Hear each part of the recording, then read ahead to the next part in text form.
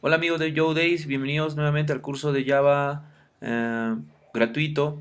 Estamos en esta oportunidad, vamos a ver el tema de variable distancia.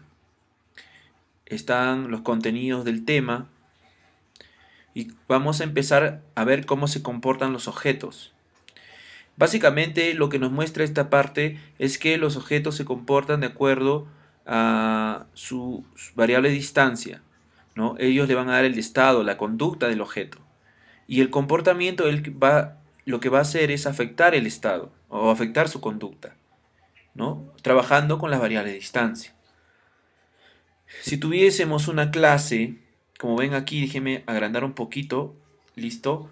Recordamos que una clase simplemente es una plantilla, un template o un plano que describe qué sabe que hace un objeto. En base a él se van a crear los objetos en el HIT y lo va a hacer la Java Virtual Machine. Entonces, la variable distancia nos dan el estado y los métodos nos dan el comportamiento.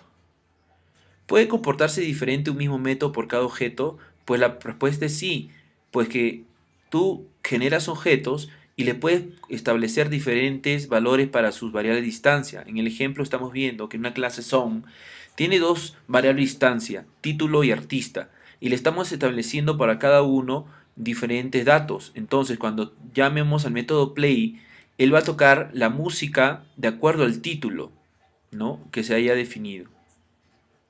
¿El tamaño se influye en el ladrido?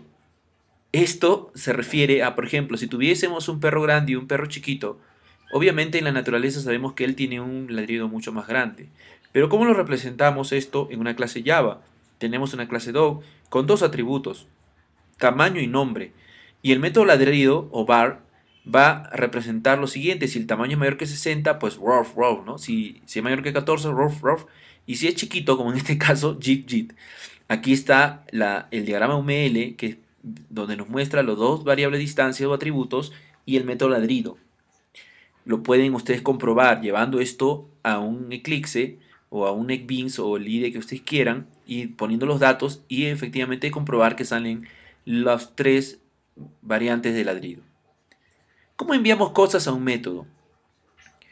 Al igual que en otros lenguajes de programación, Java también te permite pasar valores a tus métodos. ¿Qué pasa si queremos que ladre 3 veces?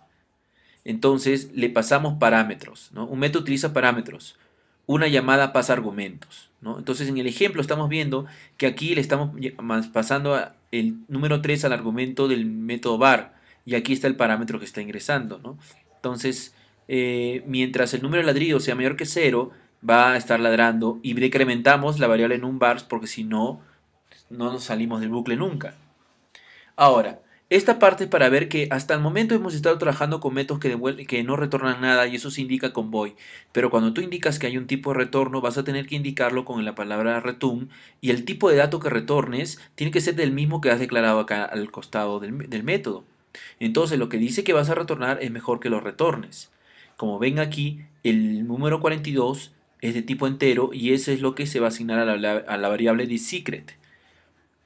Y los tipos deben coincidir.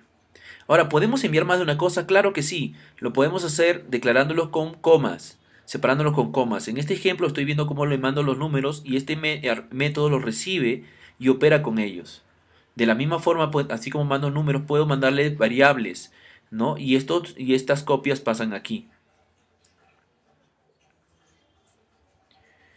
Entonces, lo que acabo de mencionar ahora último refuerza el siguiente tema. Java pasa por valor, lo que significa que pasa por copia.